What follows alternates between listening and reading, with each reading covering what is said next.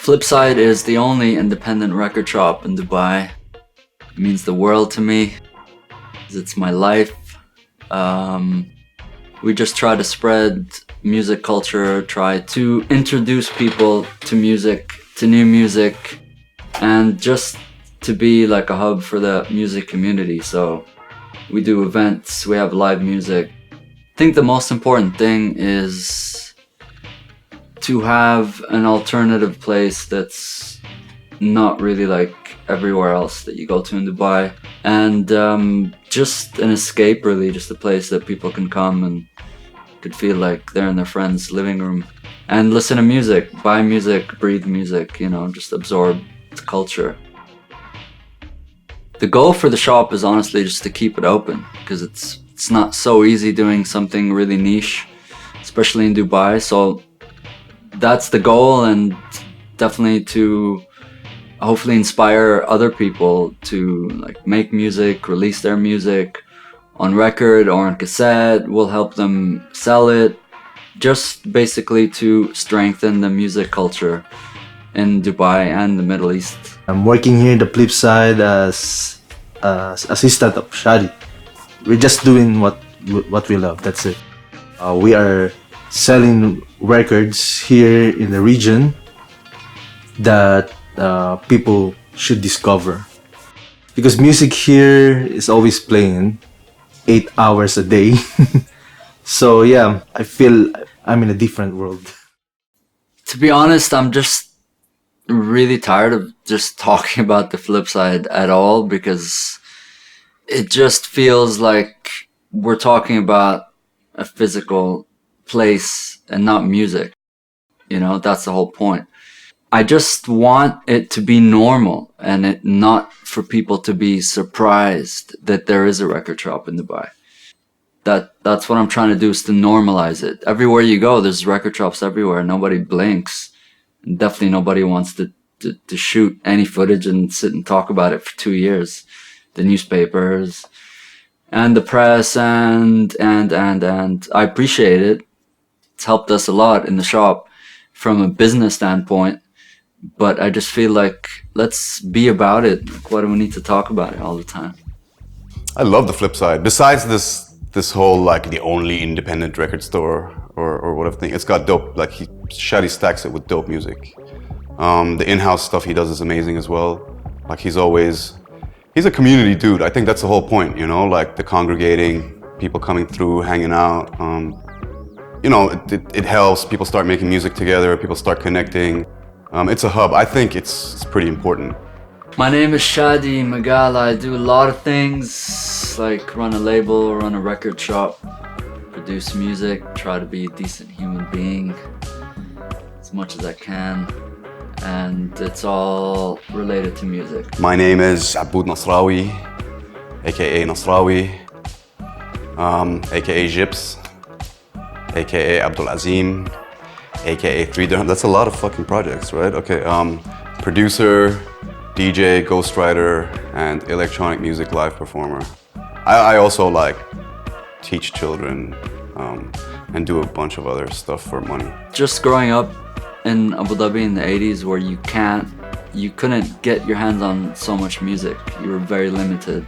We had no idea about what exists outside of that. You know, now you have the internet, everything is, you just one click away, you can find out about everything. So I guess it started back then when there was a shortage of music. When I really got into music, that's when it drove me crazy. Like I needed more. It wasn't enough. So the more you know, the more you realize that you don't know anything at all, because you just keep discovering more, and it never ends. I guess collecting music is like a journey backwards, trying to fill the gaps that you don't have.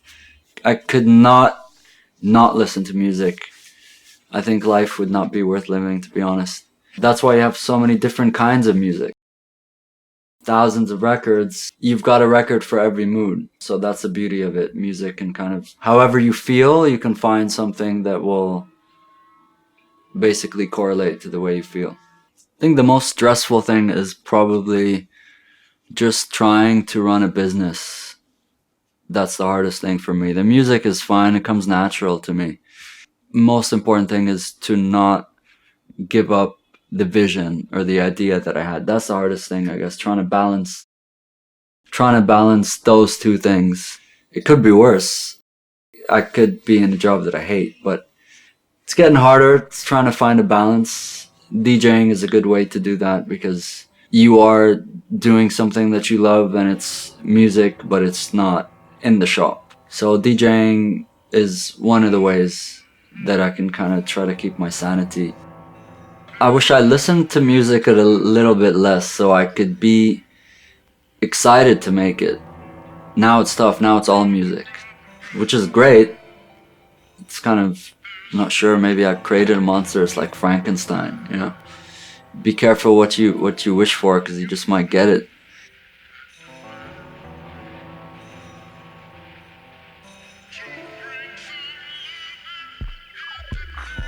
Gyps is a project that I do with my friend Daboud Nasrawi. Kind of started by accident, but just wanted to make some beats.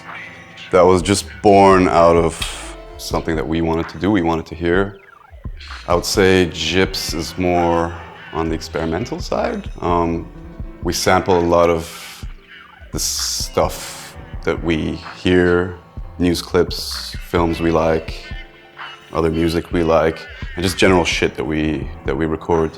I kind of like having snippets of like my own life and his life onto this stuff. You know, he also had like a multi-deck recording machine. So we just record straight from whatever, like a hardware sampler or the computer onto the cassette. We copy the cassettes, do the artwork by hand or whatever, and sell it out of the shop. So then we did that and we just kept going basically, and we figured, yeah, it's better that way if we just do one take. Whatever happens the first time, that's it. Why sit and save it and dwell on it and go fix this and that? The more limitations you have, the more you have to get creative. You have to find different ways around the problem.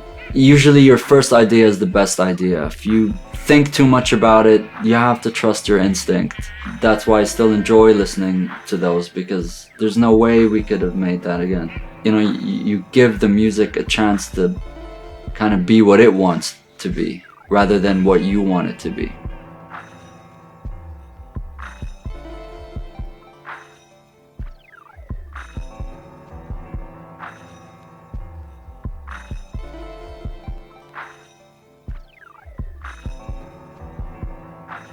Even with all this kind of like stuff going on, this hyper-capitalism, money-related shit, you know, still good stuff thrives, good music. There's really good producers, good DJs, good musicians.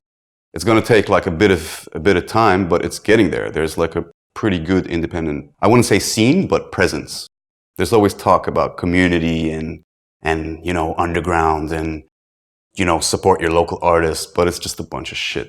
You know, it's the standard stuff, you know, promoters here are very quick to pay people who fly from overseas, like exorbitant amounts of money for a show. I get it, they pull the crowd and stuff, but really the local artist, the independent artist or the underground artist is the bottom of this food chain, you know, like at the end it's, you know, how many people you can bring to the venue if they book you, and how much money you make off, you know, how many drinks you can sell basically. But there's amazing artists around. I just wish they were maybe supported more or shown a bit more love. You should just support anything that you love, because if you want anything to keep going, that's the only way it will keep going. Yeah, we get a lot of local producers. Only if they release their music on record, we try to reach out to them, and they're all our friends anyway, so they just come by, they give us their stuff. We sell it, we do release parties. So we just need more musicians. There's not that many. There's a lot of people probably doing it in their bedroom. The in-store events that we do are just another way to get everyone here and collaborate and DJ and experiment and just bring the whole community together. We've seen a lot of people meet here and then go on to make music together. So it's great to see the place being a hub for musicians. And it's just fun, you know, we work all the time, and it's good for us to take a break and enjoy music too, outside of the office. Independent music, it means they're doing it organically. For me as a musician, because I have an independent band also, we really don't care if people gonna like it or not. We just keep doing music.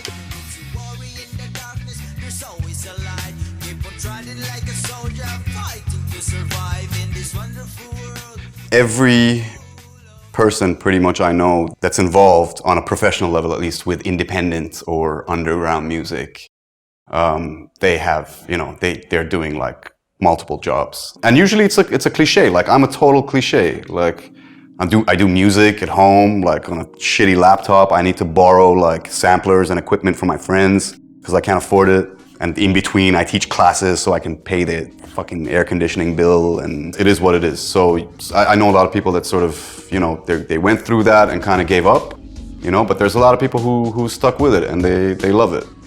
You know, there's a good small circle of people that are doing amazing things, and you're constantly inspired by the people who are directly around you. I mean, that's the only thing like that pushes me really, is the people who are around me. It's not really the money or like fame or fucking, I ain't got no fame. Nobody knows who the fuck I am, or like I ain't got no money either. But it's a lovely thing to be involved in, I guess. I love this shit. I don't believe in marketing, to be honest. I believe that whatever product you have, or the product that you're trying to sell, should sell itself, should speak for itself, like music. I'm completely against, you know, anything mainstream really, not just music, but just the commercialism of everything. I think the whole world is just like one big ad. Everywhere you go, someone's trying to sell you something. I understand that it needs to exist. I wouldn't want a world that's just all like different kinds of underground. You need to have a balance, you know what I mean? I'm not for one thing or another. I just try to do things in my own way and surround myself with other people that think the same way. And we live in Dubai, which is the most commercial city in the world, so you can't escape it. I've chosen the underground way, although that word is a really funny word to use now because it's been completely bastardized. But I'd call it more independent than underground. That's just what I know. That's where I started. That's where most of my friends started. That's all we knew.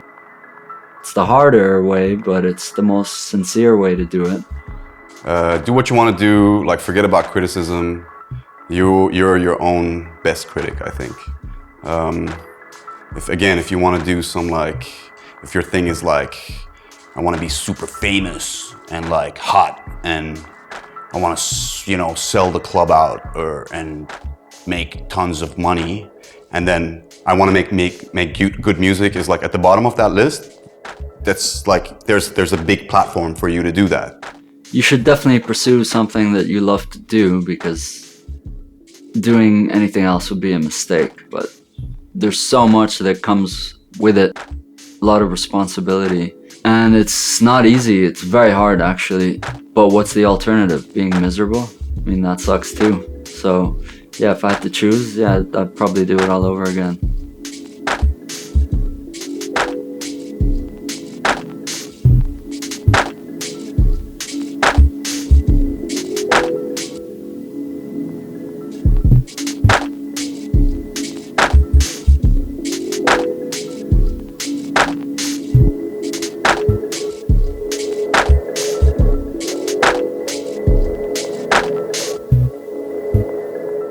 We be the infamous, you heard of us. Official Queensbridge murderers. The mob comes equipped for warfare. Beware of my crime family who got enough shots to share for all those who wanna profile and pose. Rock you in your face, stab your brain with your nose bone. You all alone in these streets, cousin. Every man for theyself in this land we be gunning. And keep them shook crews running like they supposed to.